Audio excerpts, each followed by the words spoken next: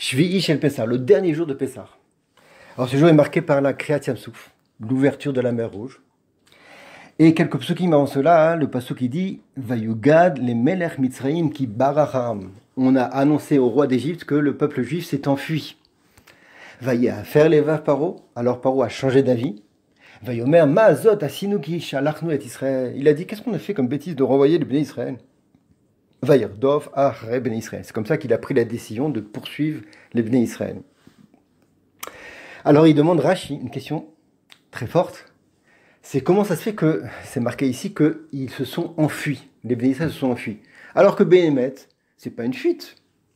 C'est Paro lui-même qui avait dit aux Béné Israël de partir. Donc pourquoi on parle de fuite ici? Deuxième question, pourquoi c'est marqué que Paro a changé d'avis? Alors que, enfin, encore une fois, c'était lui-même, Paro, qui avait dit de partir. Alors comment ça se fait que maintenant il a changé d'avis? Réponse de Rashi, c'est que Béhémet, les conditions, c'était de partir que pour 3 jours. Un petit tioul, un petit voyage. Voyant par l'intermédiaire de Sion que Béhémet, les Béné Israël, après 3 jours, ils ont poursuivi leur chemin, ils ne sont pas revenus en Égypte. Alors Paro, il s'est énervé, on va dire comme ça. Il a vu que les Béné Israël, ils se sont enfuis, c'est pour ça qu'on parle de fuite. Et c'est pour ça qu'aussi qu'il a changé d'avis, de poursuivre les Béné Israël pour les tuer. Alors ça, c'est le descriptif des événements d'après Rashi. Mais sur ce descriptif, il y a une grosse question. C'est, comment ça se fait que Moshe Rabbeinu n'a demandé de partir que pour 3 jours? Il aurait dû demander de partir pour tout le temps. Réponse du Al-Shir, et c'est un grand yesod pour nous, c'est que si Moshe Rabbeinu avait dit à Paro, on voudrait partir pour tout le temps, t'es d'accord? Eh bien, Paro n'avait pas les moyens de dire oui. Physiquement, biopolitiquement parlant, Nafshi, il ne pouvait pas. C'était trop fort pour lui. Et là, c'est le grand yesod pour nous. C'est que jamais, à Akadosh Baruch Hu, il envoie un Nisayon, une épreuve à une personne, et en l'occurrence ici même à un goy, s'il n'est pas capable de surmonter cette épreuve. Prendre cette décision lourde de faire partir tout un peuple, une force ouvrière, Atsuma, immense, pour tout le temps, c'était pas possible. C'est pour ça que Akadosh Baruch Hu, il a limité à 3 jours. Et là, encore une fois, c'est un grand yesod pour nous, que jamais Hachem, il nous envoie un obstacle, une difficulté, si on n'a pas les moyens, les kelim, comme on dit en ivrite, pour les surmonter. Preuve en est, tous les jours on dit ça dans les psuké des Vibra, dans la tfila on dit Anoten Sheleg Katsamer, qui est fort, Kaefer Yifazer.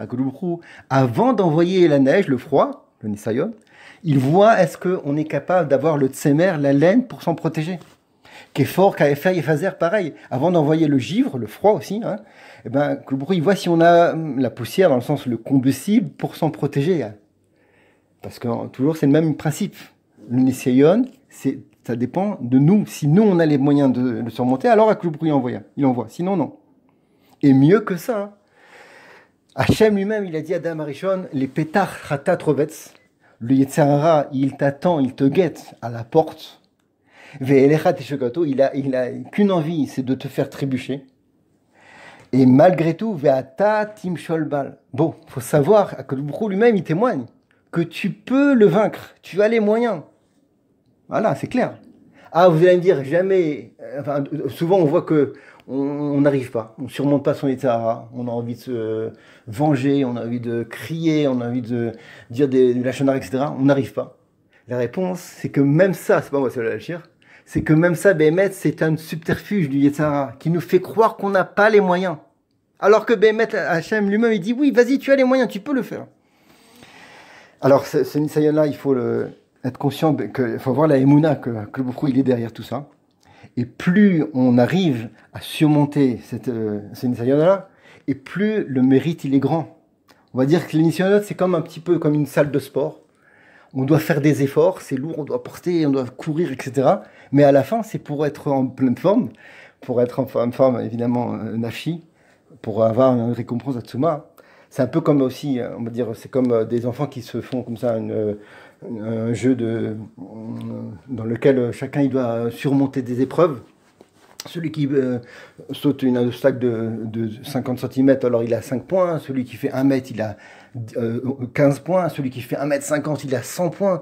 Et après, s'il se bat contre un gorille, il arrive à le gagner, il a 1000 points. Alors c'est un peu la même chose. On a des nissionotes, des petits nissionotes qui nous font grandir, avoir des points pour à la fin avoir une récompense. Et il faut savoir que cette récompense, elle est Baolam Abba, c'est sûr, mais aussi elle est Baolam Hazé.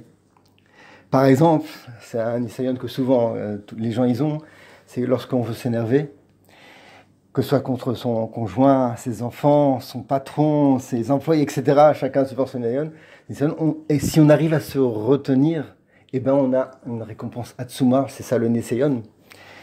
Ad Kedekar, à tel point que la Torah elle dit, enfin la Gemara elle dit qu'à propos du pasuk Ve'aretz Yesada al Beima, que le monde y tient sur celui qui est bolem piv beshat amerima, qui se retient de réagir au moment où il y a comme ça une dispute.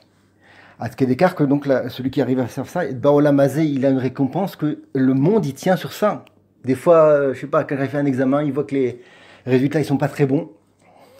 Et quelques jours après, il voit ah ben non, finalement il y avait rien. Alors lui dit ah non c'était une erreur non mais Bémet c'est peut-être pas bon je connais pas hein, les Cheshbonot de Kouloubou mais en fait c'était pas une erreur c'est parce que Bémet lui-même il s'était retenu de s'énerver lui-même sa famille son proche ou même une autre personne. Il faut toujours être conscient que ce qu'on fait chaque action qu'on fait dans le bien en l'occurrence ici pour le travail des midot le travail sur soi et ben ça a une influence gam baolam hazé. On va terminer avec une histoire magnifique pour illustrer ça. C'est qu'une fois, il y avait quelqu'un qui avait des problèmes financiers. Il avait plein d'enfants, il travaillait beaucoup, mais il a pris beaucoup de dettes. Et il a pris la décision de partir aux États-Unis, c'était quelqu'un qui habite en Israël, pour aller récupérer de l'argent. Arrivé là-bas, alors en fait, il a été aidé par un driver. Quand on dit un driver, c'est quelqu'un qui connaît plein d'adresses de personnes qui donnent de l'argent. Et aussi, il connaît vraiment les horaires auxquels il reçoit. Et ce driver, voilà, il dit voilà, aujourd'hui à 8h, de 8h à 9h, on va être à Beverly Hills, de 10h à 11h, on va être à Brooklyn, etc. Bon. Alors un jour, ils se sont donné rendez-vous voilà, au début, à 8h, ils arrivent à un endroit. Et le driver dépose cette personne-là, qui monte avec son agenda, et il arrive chez quelqu'un de très riche, il est accueilli en grande pompe, on va dire comme ça, l'appartement somptueux, etc. Et il présente son dossier, il dit voilà, j'ai travaillé, mais malgré tout, je me suis beaucoup endetté, est-ce que vous pouvez m'aider? Et la personne rentre dans une furie pas possible, il lui crie dessus, mais qu'est-ce que tu crois? Que toi, tu es un batelin, tu fais rien du tout, et c'est moi qui dois assumer. Tu es un vaurien, il a sorti les pires mots. Au bout de 5-6 minutes, 7 minutes comme ça, il n'a pas réagi. Et la personne, le donateur lui-même, il a dit bon, je vois que tu es dans une difficulté, je te donne un chèque et voilà. Il lui fait un chèque de $5,000. Alors, il la remercie beaucoup. Avant de partir, le donateur lui a dit mais attends, il y a un truc que j'ai pas compris, je voudrais apprendre de toi. Je sais que j'ai une nature comme ça très nerveuse et j'ai crié sur toi très fort. Je voudrais savoir comment ça se fait, comment c'est possible que pendant 5 minutes, tu n'as pas réagi. Alors, la personne lui a répondu, il dit, écoutez, je vais être honnête, c'est pas que je suis quelqu'un qui travaille sur ses midos, je suis pas un grand sadique, il lui a sorti son calepin, l'agenda, dans lequel, regardez, c'est marqué que c'est telle personne, il donne un chèque de $5,000, mais avant, il s'énerve beaucoup. Alors voilà, c'est pour ça que j'ai attendu 5 minutes et j'ai eu mon chèque. Et c'est pour ça que j'ai pas réagi. Alors le moussard, il est évident, c'est que quand on supporte, on se retient de réagir.